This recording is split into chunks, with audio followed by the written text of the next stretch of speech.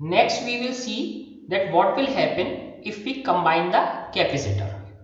If we combine different capacitor in different forms, so what will happen?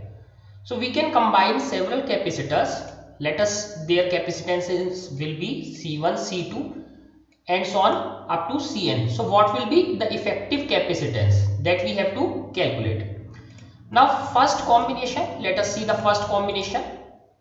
The capacitance can be combined in two ways, in series, in parallel. So first let us take the series case, capacitance in series. So this is first capacitor, parallel plate capacitor. This is, and there is another capacitance or capacitor connected in series. So the capacitors C1 and C2 are combined in series. Now let us connect this to a battery. So a capacitor must be connected to a battery. So since this is negative, so this is negative terminal of the battery and this is positive terminal of the battery. Okay.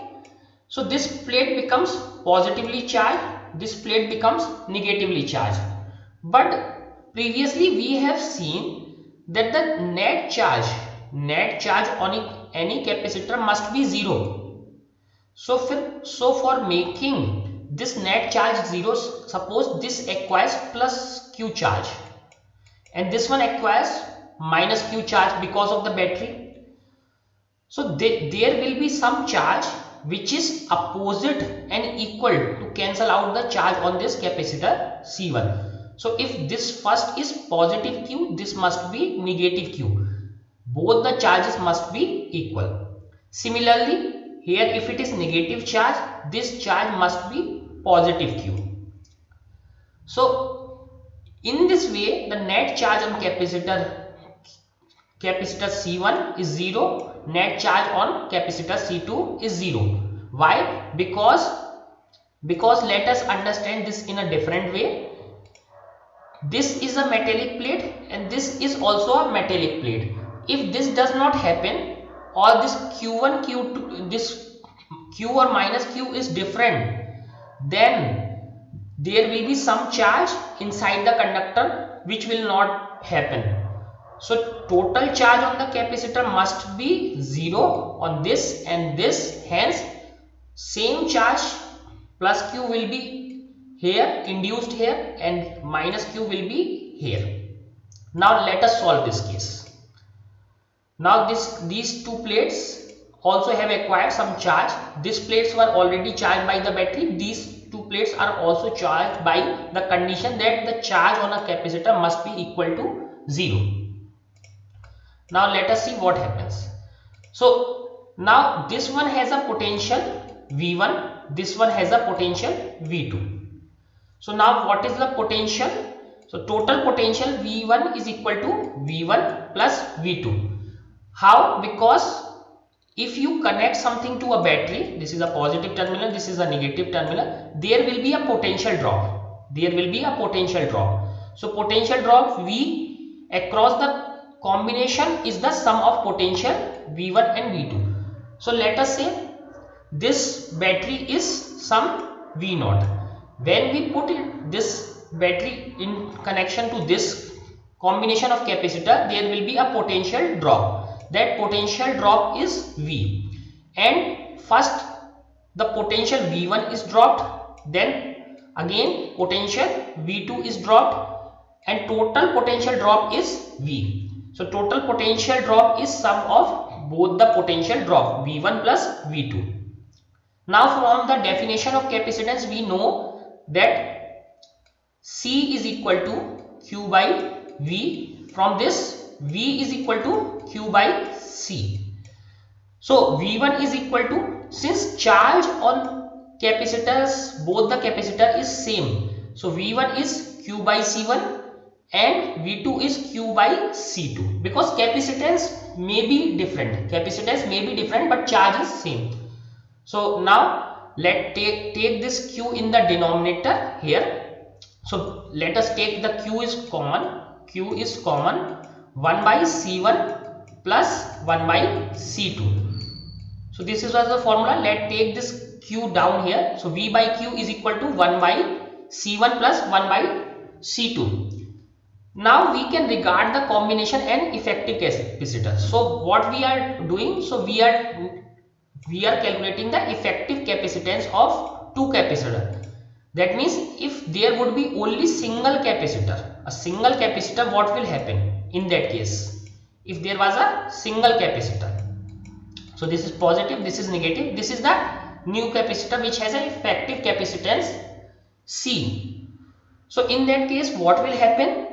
So the potential drop, total potential drop must be V equal to the both the capacitor and charge is Q. So in that case, the effective capacitance of the combination is C is equal to Q by V. Here you see this is V by Q, reverse of that. So effective capacitance is Q by V because this plate was positive Q charge, this plate was minus Q charge, and the potential drop was V. So effective capacitance is C is equal to Q by V. So when we put it here, so see this is V by Q. This is V by Q, that means this is 1 by C. So effectively we get the formula. What is the formula? The effective capacitance, this V by Q is equal to 1 by C is equal to 1 by C1 plus 1 by C2. So this is the series combination. Remember, this is different from the series combination of resistances. In series, resistance just simply adds up R1 plus R2 plus dash dash dash and so on. But here we are seeing the reciprocal kind of condition, 1 by C1 plus C2. So similarly, increasing this for n capacitor, potential drop across the capacitor is V1 plus V2 plus V3 up to Vn. This becomes Q upon C1, Q upon C2 and so on. So effective capacitance for a series combination is 1 upon C is equal to 1 upon C1, 1 upon C2, 1 upon C3 and so on. So we can increase this for n number of capacitor. Now let us see a different type of arrangement. See this diagram. So the battery is connected. This is positive terminal of battery. This is negative terminal of the battery.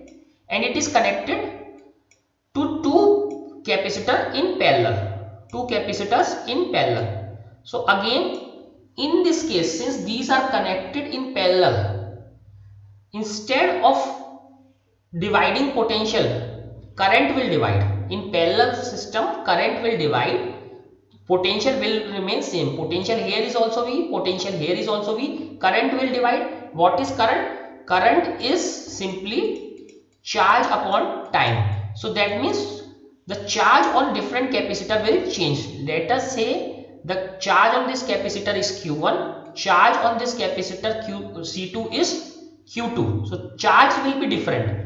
And if we take case of three capacitors, charge on first is Q1, charge on second is Q2, charge on third is Q3 and so on. Nth capacitor it is Qn. So charge will divide, not the potential, but potential will remain same.